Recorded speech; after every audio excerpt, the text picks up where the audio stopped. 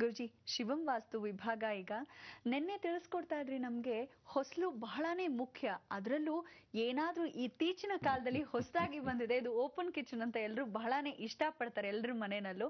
ಅಲ್ಲಿ ಹೊಸಲಿಲ್ಲ ಬಾಗ್ಲಿಲ್ಲ ಅಂದ್ರೆ ಏನೆಲ್ಲ ಅವಘಡಗಳು ಸಂಭವಿಸುತ್ತೆ ಹೇಳ್ತೀನಿ ಅಂತಿದ್ರಿ. ಖಂಡಿತ. ನೋಡಿ ವೀಕ್ಷಕರೇ, ಮನೆ ಅನ್ನೋದು ಒಂದು ಮಂತ್ರಾಲಯ ಇದ್ದ ಹಾಗೆ. ಅಲ್ಲಿ ಹೆಣ್ಣು ಮಕ್ಕಳು ಎಷ್ಟು ಚೆನ್ನಾಗಿ ಗೌರವದಿಂದ ಇರಬೇಕು, ಎಷ್ಟು ಚೆನ್ನಾಗಿ ಅವರ ಅಭಿವೃದ್ಧಿ ಆಗಬೇಕು, ಅವ್ರನ್ನ ಎಷ್ಟು ಚೆನ್ನಾಗಿ ನೋಡ್ಕೊತೀವಿ. ಭಾರತ ಸಂಸ್ಕಾರದಲ್ಲಿ ಭಾರತ ನಾರಿಯರಿಗೆ ಒಳ್ಳೆ ಸ್ಥಾನ ಮಾನ ಗೌರವ ಒಂದು ಮನೆಯಲ್ಲಿ ಸಿಗುತ್ತೆ ಅಂತ ಹೇಳ್ತೀವಿ. ಮನೆ ಹೆಣ್ಮಕ್ಳು ಕಣಗಿರೋ ಬೀದಿ ಬಸವಿರಲ್ಲ ಅಂತ ಹೇಳ್ತೀವಿ. ಅದಕ್ಕೆ ಮನೆಯಲ್ಲಿ ಯಾವತ್ತಿದ್ರೂ ಮನೆ ಗೃಹಿಣಿ ಅಂತ ಯಾವಾಗ ಅನ್ಸ್ಕೊತಾಳೆ ಅಂದರೆ ಮನೆಯಲ್ಲಿ ಹೊಸಲಿದ್ದಾಗ.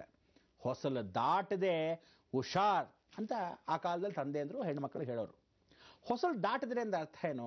ನೀನು ದಾರಿ ತಪ್ತಾ ಇದೆಯಾ, ಹುಷಾರ್, ದಾರಿ ಅಲ್ಲೇ ಸರಿಯಾಗಿದೆ, ಭದ್ರ. ಮಾತಿಗೆ ಬಾಯಿ ಮಾತಿಗೆ ಹೇಳೋರು ಭಾಳ ಜನ ಆ ಕಾಲದಲ್ಲಿ. ಅಂಥ ಒಂದು ಮಾತನ್ನು ವಿಶೇಷವಾಗಿ ನಾವು ಬ್ರಹ್ಮಾಂಡದಲ್ಲಿ ಹೇಳಿರ್ತಕ್ಕಂಥದ್ದು ಶಿವಂ ವಾಸ್ತುವಲ್ಲಿ. ಏನದು ಶಿವಂ ವಾಸ್ತು? ಬನ್ನಿ ಶಿವನ್ನ ನೋಡ್ಕೊಂತ ಸ್ವಾಗತಿಸಿ ಮತ್ತಷ್ಟು ಮಾತಾಡೋಣ.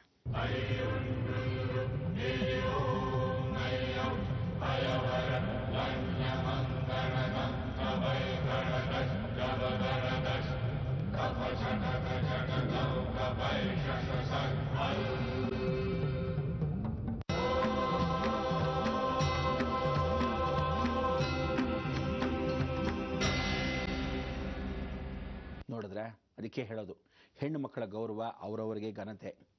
ಹೆಣ್ಣು ಮಕ್ಕಳನ್ನ ಎಷ್ಟು ಚೆನ್ನಾಗಿ ಕಾಪಾಡಿದ್ರೂ ಸಾಧ್ಯತೆ ಅಂದರೆ ಆ ಕಾಲದಿಂದ ರಾಮರಾಜ್ಯ ಅನ್ನೋರು ಎಷ್ಟು ಚೆನ್ನಾಗಿ ಹೆಣ್ಣು ಮಕ್ಕಳನ್ನ ಗೌರವದಿಂದ ನೋಡಿಕೊಂಡ್ರೂ ಬಹಳ ಕಷ್ಟ.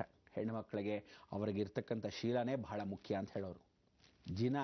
ಅಂತಹ ಒಂದು ದಿನದಲ್ಲಿ ಒಂದೊಂದು ಕ್ಷಣ ಕಳೆದ್ರೆ ತಾಯಿಗೆ ಹೆಣ್ಣು ಮಕ್ಕಳ ಮೇಲೆ ಚಿಂತೆ. ಅಂಥ ಒಂದು ತವ್ರ ಮನೆಗೆ ಅವಳು ಹೋಗ್ಬಿಟ್ರೆ ಎಷ್ಟು ಮಟ್ಟಿಗೆ ಕಷ್ಟ ಅಂದರೆ ಹೆಣ್ಣು ಮಕ್ಕಳಿಗೆ ಗೊತ್ತು. ಅದಕ್ಕೆ ಪ್ರತಿದಿನ ದಾಟ್ಕೊತಾ ಬಂದರೆ ಒಂದೊಂದು ಗಂಡಾಂತರ ದಾಟ್ದ ಹಾಗೆ ಅಂತ ಹೇಳ್ತೀವಿ. ಅವಳು ಬೆಂಕಿ ಇದ್ದ ಹಾಗೆ. ಸೀತಾಮ್ಮನವ್ರಿಗೂ ಆಗಿರ್ತಕ್ಕಂಥ ಅಂಥ ಒಂದು ಘಟನೆ ಜನ್ಮದಲ್ಲಿ ಯಾರಿಗೂ ಆಗಬಾರ್ದು ಅನ್ನೋದೇ ಬಹಳ ಮುಖ್ಯತೆ. ಅದಕ್ಕೆ ಎಲ್ಲರೂ ಹೆಣ್ಣು ಮಕ್ಕಳು ಗಡಿ ದಾಟಬಾರ್ದು, ಹೊಸಲು ದಾಟಬೇಡಿ. ಹೊಸಲನ್ನ ಗೌರವವಾಗಿ ಘನತೆಯಿಂದ ನಾವು ಇಟ್ಕೋಬೇಕಾದ ಮನೆ ಗೃಹಿಣಿ. ಎಷ್ಟೋ ಜನ ಹೆಣ್ಣು ಮಕ್ಕಳು ಕೆಲಸಕ್ಕೆ ಹೋಗ್ತಾರೆ. ಎಲ್ಲಿ ಕಷ್ಟ ಬಂದಾಗ, ಗಂಡನ ಆರ್ಥಿಕ ಪರಿಸ್ಥಿತಿ ಸರಿ ಇಲ್ಲದಿದ್ದಾಗ, ನಿಜವಾಗ್ಲೂ ಹೆಣ್ಣು ಮಕ್ಕಳಿಗೆ ಕೆಲಸ ಬೇಕೇ ಬೇಕು ಅಂದಾಗ ಆ ಕೆಲಸದಿಂದ ಅಭಿವೃದ್ಧಿ ಆಗ್ತಕ್ಕಂಥ ಮನೆಗಾಗಲಿ ಆರ್ಥಿಕ ಪರಿಸ್ಥಿತಿಗಾಗಲಿ ಅವಳಿಗೆ ಇನ್ಯಾವುದು ಸೋರ್ಸಸ್ ಅಂದರೆ ಗಂಡ ಇಲ್ಲದೇ ಇದ್ರೆ ಅವಳಿಗೋಸ್ಕರ, ಆ ಗಂಡನ ಮಕ್ಕಳಿಗೋಸ್ಕರ, ಮುಂದೆ ಪೀಳಿಗೆಗೋಸ್ಕರ ಅಥವಾ ತನ್ನ ಜೀವನಕ್ಕೋಸ್ಕರ ನನಗೊಂದು ಕೆಲಸ ಬೇಕು ಅಂತ. ಅಂಥವ್ರಿಗೆ ನಿಜವಾದ ಕೆಲಸ ಬೇಕು. ಇಲ್ಲದಿದ್ದರೆ ಹೆಣ್ಣು ಮಕ್ಕಳು ಮನೆ ದಾಟಬಾರ್ದು ಅಂತ ಹೇಳುತ್ತೆ. ಯಾಕೆ ದಾಟಬಾರ್ದು ಅಂದಾಗ, ಈ ಒಂದು ಅಡುಗೆ ಮನೆಯಲ್ಲಿ ಬಹಳ ವಿಶೇಷವಾಗಿರ್ತಕ್ಕಂಥ ವಾಸ್ತುತ್ವವಾಗಿ ಚಂದ್ರ ವಾಸಸ್ಥಳ ಅಗ್ನಿಮೂಲೆ. ಚಂದ್ರ ಅಂದರೆ ಮನಸ್ಸು. ಇಡೀ ಮನೆಗೆ ಮನಸ್ಸೇ ಚಂದ್ರ.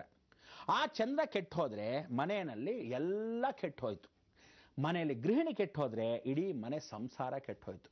ಮನೆಯಲ್ಲಿ ಹೆಣ್ಣು ಮಕ್ಕಳಿಗೆ ಆರೋಗ್ಯ ಕೆಟ್ಟೋಯ್ತು ಅಂದರೆ ರೋಗ ರುಜಿನಗಳ ಮುಖಾಂತರವಾಗಿ ಇಡೀ ಮನೆ ಕಾಲು ಕುಂಠಿತವಾಗೋಯ್ತು. ಅಂದರೆ 4 ಚಕ್ರದ ರಥ ಒಂದು ಚಕ್ರ ಇಲ್ದಿದ್ದಾಗ ಹೇಗಿರುತ್ತೋ ಹಾಗಾಗೋಗುತ್ತೆ ನಿಮ್ಮ ಜೀವನ. ಅದಕ್ಕೆ ಹೊಸಲು ಆ ಕಾಲದಿಂದ ಈ ಕಾಲದವರೆಗೂ ನೋಡಿ, ಪ್ರತಿಯೊಂದು ಬಾಗಲಿಗೂ ಪ್ರತಿಯೊಂದು ವಾಸ್ಕಲ್ಗೂ ಒಂದೊಂದು ಹೊಸಲು ಇತ್ತು. ಎಲ್ಲದಕ್ಕೂ ಅರ್ಶಿನ ಕುಂಕುಮ ಹಚ್ಚೋರು. ಈಗ ಬಾತ್ರೂಮ್ ಲೆಟ್ರಿನ್ ಬಿಟ್ಬಿಡಿ, ಯಾಕೆಂದ್ರೆ ರೂಮ್ಗಳು ಬೆಡ್ರೂಮ್ಗಳು ಬಿಟ್ಬಿಡಿ. ಏನು ಮಾಡಿದ್ರು, ಆ ಕಾಲದಿಂದ ಬರ್ತಕ್ಕಂಥ ವಾಸ್ಕಲ್ಲೇನು ಅಂದರೆ ತಲೆ ಬಗ್ಗಬೇಕು. ಹೊಸಲು ಅಲ್ಲಿ ಕೆಳವರೆಗೂ ಬರ್ತಿತ್ತು. ಮೇಲ್ಗಡೆ ಇರ್ತಕ್ಕಂಥ ಹೊಸಲು ಕೆಳವರೆಗೂ ಬಂದಾಗ ತಲೆ ಬಗ್ಗಿ ಒಳಗೆ ಹೋಗಬೇಕು, ದಾಟಿ ಬರಬೇಕು. ಯಾವತ್ತು ತಲೆ ದಾಟಲ್ಲ. ಕಾಲು ರಾಚ್ತಾರೆ ಹೆಣ್ಮಕ್ಳು, ಕನೆ ರಾಚ್ತಾಳೆ. ಮನೆ ದರಿದ್ರ ಅವಳೇ ಹಾಳು ಮಾಡ್ತಾಳೆ. ಹೆಣ್ಣು ಮಕ್ಕಳು ಯಾವತ್ತು ಕಾಲನ್ನ ಎತ್ತಿಡಲ್ಲ. ಅದಕ್ಕೋಸ್ಕರ ಹೊಸಲನ್ನ ಯಾವತ್ತಿದ್ರು ದಾಟಿ ಬರಬೇಕು. ಹೊಸಲನ್ನ ದಾಟ್ತಾರ. ಮದುವೆ ಆದ ತಕ್ಷಣ ಏನಕ್ಕೆ ಹೊಸಲನ್ನ ಯಾವ ಕಾಲಕ್ಕೂ ಒದ್ರೆ ಅಂದರೆ ನಮ್ಮ ಮನೆಯಲ್ಲಿ ದಾರಿದ್ರ್ಯವನ್ನು ಒದ್ದು ಗೃಹಲಕ್ಷ್ಮಿ ಒಳಗೆ ಪ್ರವೇಶವಾಗ್ತಾಳೆ. ಏನೇ ಇದ್ರೂ ಒದ್ದಿ ಸಹಿಸ್ಕೊಂತಾಳೆ ಅವಳು. ಅಕ್ಕಿಯನ್ನು ಒದಿಬೇಕಂದ್ರೆ ಚಂದ್ರ ಅಂದರೆ ಅಕ್ಕಿ, ಮನಸ್ಸು. ಅಂತ ಒಂದು ಮನಸ್ಸಿನಲ್ಲಿ ನಮ್ಮ ಮೇಲಿರ್ತಕ್ಕಂಥ ಅಭಿಪ್ರಾಯಗಳು ಸರಿಪಡಿಸೋಕ್ಕೆ ಹೆಣ್ಣು ಮಕ್ಕಳು ಅದಕ್ಕೆ ಸರಿಪಡಿಸ್ತಾಳೆ. ಬೆಲ್ಲ, ಮಧು ಅಂದರೆ ನಾನೇ ಸ್ವತಃ ನಿಮ್ಮ ಮನೆಗೆ ಒಳ್ಳೆ ಮಧುವಾಗಿ ಬಂದಿದ್ದೀನಿ, ಇನ್ನು ಮೇಲೆ ಸಿಹಿನ ನಾನು ಕೊಡ್ತೀನಿ. ಅದಕ್ಕೆ ಅಕ್ಕಿ ಅಂದರೆ ಮನಸ್ಸಿನ ಮೇಲೆ ಪ್ರಭಾವ. ಶನಿ ನೋಡಿ, ಶನಿ ಒಳಗೆ ಬಂಧನವಾಗಿರೋದು ಅಂದರೆ ಗೃಹದಲ್ಲಿ ಬಂಧನವಾಗಿರೋದು ಮನಸ್ಸಿಗೆ ನಾನು ವಿರಾಳವಂತ ಕೊಡ್ತೀನಿ, ಒಳ್ಳೆ ಸಿಹಿ ಬೆಲ್ಲ. ಅದಕ್ಕೆ ಮೇಲೆ ಒಂದು ಬೆಲ್ಲ, ಅಚ್ಚು ಬೆಲ್ಲ ಇಟ್ಟು ಅವಳು ಜಾಡಿಸೋದ್ದಾಗ ಬೆಲ್ಲದಂತೆ ಇಡ್ತೀನಿ ಸಂಸಾರನ ಅಂತ. ಈ ಕಾಲದ ಹೆಣ್ಮಕ್ಳ ಮನೆ ಒದ್ದು ಬಂದ್ರೇನೆ ಸಾಕು, ಸಂಸಾರ ಗೋವಿಂದ. ಕೆಲವ್ರು ಮನೆಗೆ ಒದ್ದೇ ಇಲ್ಲ, ಯಾಕಂದ್ರೆ ಯಾವ್ದಾರೋ ಫ್ಲಾಟಲ್ಲಿ ಬಂದು ಒದ್ದಿರ್ತಾರೆ. ಅವಳು ಮದುವೆ ಆದ ತಕ್ಷಣ ಕಂಡೀಷನ್, ನಾನು ಫ್ಲ್ಯಾಟ್ ಕೊಟ್ಬಿಡ್ಬೇಕು, ನಿಮ್ಮ ಮನೆಗೆ ನಾನು ಬರಲ್ಲ, ನಿಮ್ಮ ಅತ್ತೆ ಮನೆ ನಿಮಗೆ, ನನ್ನ ಮನೆ ನನಗೆ, ನಾನು ಸಪ್ರೇಟು, ನನಗೆ ಮನೆ ಗಂಡ ಸಪ್ರೇಟು. ಹಿಂಗೆ ಆಗ್ಬಿಡುತ್ತೆ ಸಂಸಾರಗಳು. ಹಾಗಾಗ್ಬಿಟ್ಟಿರೋದ್ರಿಂದ ಜೀವನದಲ್ಲಿ ಏನಾಗಿದೆ, ಪ್ರತಿಯೊಂದಕ್ಕೂ ಹೊಸಲು. ದಾರಿದ್ರ್ಯಂ ಪರಿನಾಶನಾರ್ಥಂ ಅನ್ನೋ ಅಡಿಗೆ ಮನೆಯಲ್ಲಿ ಮನಸ್ಸಿದ್ದಾಗ, ಚಂದ್ರ ಅಗ್ನಿಯಲ್ಲೇ ಇದ್ದಾಗ, ಹೆಣ್ಣು ಮಕ್ಕಳಿಗೆ ಆರೋಗ್ಯನೂ ಅಲ್ಲೇ ಇದ್ದಾಗ, ಓಪನ್ ಕಿಚನ್ ಇಟ್ಟಾಗ ಹೆಣ್ಣು ಮಕ್ಕಳು ಮನೆ ಬೀದಿ ಬಸ್ವೀರಾಗೋದು ಗ್ಯಾರಂಟಿ.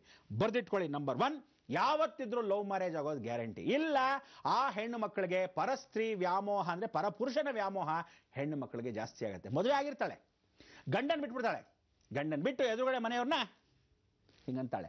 ಅಂಥ ಒಂದು ಪರಿಸ್ಥಿತಿ ನೀವು ಎಲ್ಲ ಹೆಣ್ಣು ಮಕ್ಕಳಿಗೆ ಬರುತ್ತೆ ಅಂತಲ್ಲ, ಬಂದಿದೆ, ನಡೀತಾ ಇದೆ. ಒಂದಲ್ಲ ಒಂದು ಅನಾಹುತ ಆಗಿದೆ. ಅಂಥವ್ರಿಗೆ ಮಾತ್ರ ಪರ್ಟಿಕ್ಯುಲರ್ ಹೇಳೋದು. ಸರಿಯಾಗಿ ತಲೆ ಇಟ್ಕೊಂಡು ಕೇಳ್ಕೊಳ್ಳಿ. ಗುರುಗಳು ಹಿಂಗೆ ಹೇಳಿದ್ರು ಹಂಗೆ ಹೇಳಿದ್ರು ಅಂತ ಎಲ್ಲ ವಿಚಾರ ಎಲ್ಲರಿಗೂ ಅಲ್ಲ. ಯಾರ್ಯಾರಿಗಾಗಿದೆ, ಕುಂಬಳಕಾಯಿ ಕಳ್ಳ ಅಂದರೆ ಬೆನ್ನು ಮುಟ್ಕೊಂಡು ನೋಡ್ಕೊಳ್ಳೋದಲ್ಲ. ವಿಚಾರ ಸರಿಯಾಗಿ ತಿಳ್ಕೊಂಡ್ರೆ, ಅರ್ಥ ಮಾಡ್ಕೊಂಡ್ರೆ ಆವತ್ತೇ ಸರಿ. ಕೆಲವರು ಹೇಳ್ತಾರೆ, ಏನು ಎಲ್ಲ ಹೆಣ್ಣು ಮಕ್ಕಳನ್ನೇ ಬೈತೀರಾ ಅಂತ. ಇರೋ ವಿಚಾರ ಅಲ್ಲಿನ್ನೇ ನೀವು ಸರಿ ಹೋಗಬೇಕು ಅನ್ನೋಕ್ಕೋಸ್ಕರ ವಿಚಾರ ಖಂಡಿತವಾಗಿ ಇರಬೇಕು ಅನ್ನೋದು. ನೋಡಿ, ಆ ಕಾಲದಲ್ಲಿ ಹೆಣ್ಣು ಮಕ್ಕಳು ಮದುವೆ ಆದ ತಕ್ಷಣ ಅಡುಗೆ ಮನೆ ಇರೋರು. ಯಾಕೆ ಅಡುಗೆ ಮನೆ ಇರೋಳು? ಅವಳ ಅಕಸ್ಮಾತ್ ಮಗಳನ್ನ ಯಾವ್ದಾರ ಹೊಸ ಗಂಡು ಬಂದರೆ, ಹೋಗಿ ಕಾಫಿ ತೊಗೊಂಡು ಹೋಗಿ ಅಂದರೆ ತಾಯಿಯಾದವಳು ಕೂಡ ಹೊಸಲು ದಾಟಿ ಬರ್ತಿರಲಿಲ್ಲ. ಹೆಣ್ಣು ಮಕ್ಕಳನ್ನ ಹೊಸಲು ದಾಟಿಸ್ತಿರಲಿಲ್ಲ. ಯಾವ ಕಾಲಕ್ಕೂ ಮನೆ ಒಳಗಡೆನೆ ಆ ನಡುಮನೆ ಅಂತ ಹೇಳೋರು. ನಡುಮನೆ ಅಂದರೆ ಅಡುಗೆ ಮನೆ. ಯಾವತ್ತು ಅಡುಗೆ ಮನೆ, ಡೈನಿಂಗ್ ಟೇಬಲ್, ದೇವ್ರ ಮನೆ ಅನ್ನೋದು ಒಂದು ನಡುಮನೆ ಅಂತ ಹೇಳೋರು. ಆ ನಡು ಮಧ್ಯದಲ್ಲಿರ್ತಕ್ಕಂಥ ಮನೆಯನ್ನ ದಾಟಬಾರ್ದು. ಎಷ್ಟು ಚೆನ್ನಾಗಿತ್ತು ಸಂಸ್ಕಾರ. ಇವತ್ತಿಗೂ ಆ ಕಾಲದಲ್ಲಿರ್ತಕ್ಕಂಥ ಹೆಣ್ಣು ಮಕ್ಕಳು ಎಷ್ಟು ಗೌರವಶಾಲಿಯಿಂದ ಎಷ್ಟು ಜನ ಇದ್ದಾರೆ. ಇವತ್ತಿರ್ತಕ್ಕಂಥ ಎಲ್ಲ ಮುಪ್ಪಿನ ವಯಸ್ಸಿನವರೆಗೂ ಇರ್ತಕ್ಕಂಥ ಹೆಣ್ಣು ಮಕ್ಕಳು ಚೆನ್ನಾಗಿದ್ದಾರೆ. ಅದಕ್ಕೆ ನೋಡಿ, ಕೋಟ್ಯಾಧೀಶ್ವರರ ಮನೆಯಲ್ಲಿ ಆ ಕಾಲದಲ್ಲೇ ಹೆಣ್ಣು ಮಕ್ಕಳನ್ನ ಹಾಳು ಮಾಡಿರೋ ತಾಯಂದ್ರಿದ್ದಾರೆ. ಈಗ ಫಾರ್ ಎಕ್ಸಾಂಪಲ್ ಸದಾಶಿವನಗರದಲ್ಲಿ, ದೊಡ್ಡ ದೊಡ್ಡ ಕೋಟ್ಯಾಧೀಶ್ವರ ಜಾಗದಲ್ಲಿ, HRBR ಲೇಔಟ್ಗಳಲ್ಲಿ, ಅಥವಾ ವಿದೇಶದಲ್ಲಿ, ಅಥವಾ ಯಾವುದೋ ಬಾಂಬೆನಲ್ಲಿ, ಎಲ್ಲೋ ಮೆಟ್ರೋಪಾಲಿಟನ್ ಸಿಟಿನಲ್ಲಿ, ಇಲ್ಲ ಫಾರಿನ್ನಲ್ಲಿ ಬೆಳೆದು ಬಂದ್ಬಿಟ್ಟಿದ್ದೀವಿ. ಇಂಥವರೆಲ್ಲಾನು ಇವತ್ತಿಗೂ ವಯಸ್ಸಾದ ಅಜ್ಜಿಂದ್ರು ಕೂಡ ಆ ಕಾಲದಲ್ಲಿ ಎಂಜಾಯ್ ಮಾಡಿರ್ತಾರೆ. ಅದೇ ಹೇಳೋದು, ಈಗಲೇ ಸ್ಲೀವ್ಲೆಸ್ ಬಯೋಸ್ ಹಾಕೊಳ್ಳೋ ಅಜ್ಜಿಂದ್ರು ಇನ್ನು ಆ ಕಾಲದಲ್ಲಿ ಎಷ್ಟು ಮೆರೆದಿರ್ತಾರೆ. ಅಯ್ಯೋ ಕರ್ಮ. ಅದಕ್ಕೆ ಹೇಳೋದು, ನಿಜ ಜೀವನದಲ್ಲಿ ಹೆಣ್ಣು ಗೃಹಿಣಿ, ಗೃಹ ಮುಚ್ಚತೆ. ಆ ಗೃಹದಲ್ಲಿ ಕಾಪಾಡಬೇಕಾದ ಅಗ್ನಿಮೂಲೆ. ಅಡಿಗೆ ಮನೆಯಲ್ಲಿ ಹೆಣ್ಣು ಮಕ್ಕಳಿಗೆ ಆರೋಗ್ಯ ಏನಂತ ಹೇಳಿದ್ರೆ, ಅಡಿಗೆ ಮನೆನ ಯಾವತ್ತೇನು ಹೇಳ್ತೀವಿ ಸೈಂಟಿಫಿಕಲ್ ಆಗಿ ಅಗ್ನಿಯಲ್ಲಿರುತ್ತೆ. ನಾನು ನಿಮ್ಗೆ ಮೊದಲೇ ಹೇಳಿದ್ದೀನಿ, ಹೋಮಕುಂಡ ಮಾಡುವಾಗ ಯೋನಿ ಆಕಾರದಲ್ಲಿರುತ್ತೆ ಆ ತುಪ್ಪವನ್ನು ಹಾಕೋ ಜಾಗ. ಅಗ್ನಿ ಮೂಲೆಯಲ್ಲಿ ಅಡಿಗೆ ಮನೆ ಬಾಗಿಲು ವಾಸ್ಕಲೇನಿದೆ, ಅದು ಯೋನಿ ಆಕಾರ. ಅವಳು ದಾಟ ಬರಬಾರ್ದು. ತನ್ನ ಶೀಲವನ್ನ ಕಾಪಾಡ್ಕೊಳ್ಳೋದು ಒಂದು. ಅಂದರೆ ಆರೋಗ್ಯ ದೃಷ್ಟಿನಲ್ಲೂ ಯುಟ್ರಸ್ಗೆ ತೊಂದರೆ ಆಗುತ್ತೆ. ಯಾವುದೋ ಒಂದು ತೊಂದರೆ ಬರುತ್ತೆ. ಯಾಕೆ ತೊಂದರೆ ಬರುತ್ತೆ? ಯಾವ್ದಾದ್ರು ಕ್ಯಾನ್ಸರ್ ಬರ್ಬೋದು, ಅಥವಾ ರೋಗಗಳು ಬರೋದು, ಇಲ್ಲ ಗರ್ಭಕೋಶ ಆಪರೇಷನ್ ಮಾಡಿಸ್ಕೋಬೋದು. ವಯಸ್ಸಾದ್ಮೇಲಾದರೂ ಸರಿ, ಚಿಕ್ಕ ವಯಸ್ಸಾದ್ರೂ ಸರಿ, ಓಪನ್ ಕಿಚನ್ ವಿಲ್ ಡೆಫಿನೆಟ್ಲಿ ಖಂಡಿತವಾಗ್ಲಿ ಈ ತರಹದ ಹೆಣ್ಣು ಮಕ್ಕಳಿಗೆ ರೋಗಗಳನ್ನು ಕೊಡುತ್ತೆ. ಅದಕ್ಕೆ ಅಡಿಗೆ ಮನೆಗೆ ಹೊಸಲಾಕಿ ಬಂಧನ ಮಾಡಿ, ನಮ್ಮನೆ ಹೆಣ್ಣು ಮಕ್ಕಳು ಚೆನ್ನಾಗಿರಬೇಕು, ಹೆಣ್ಣು ಮಕ್ಕಳು ಆರೋಗ್ಯವಾಗಿರಬೇಕು, ಗೃಹಿಣಿ ತಾಯಂದ್ರು ಆರೋಗ್ಯವಾಗಿರಬೇಕು. ಯಾಕೆಂದ್ರೆ ಇವನ್ ಮನೆ ವಾಸ್ತುಗಳು ಸರಿಯಾಗಿ ಕಟ್ಕೊಳ್ದಿದ್ದಾಗ ಫ್ಲಾಟ್ಗಳಿಲ್ಲ.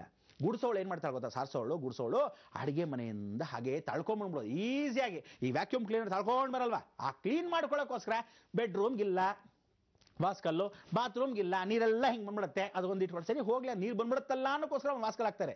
ಆದರೆ ಹಿತ್ತಲುಗಡೆ, ಮುಂದ್ಗಡೆ ಬಾಗಿಲು, ಅಡಿಗೆ ಮನೆ, ದೇವ್ರ ಮನೆಗೆ ನಾಲ್ಕಕ್ಕೂ ಬಹಳ ಮುಖ್ಯವಾಗಿ ಹೊಸಲು ಬೇಕು. ಈ ಹೊಸಲಲ್ಲಿ ಇನ್ನೊಂದು ವಿಚಾರ, ಅಡಿಗೆ ಮನೇಲಿ ಹೊಸಲು ಯಾವತ್ತು ಬಾಗಿಲು ಎಲ್ಲಿಡಬೇಕು ಅದನ್ನ ತಿಳಿಸ್ಕೊಡ್ಬೇಕು, ನೀವು ಕಾಯಬೇಕು.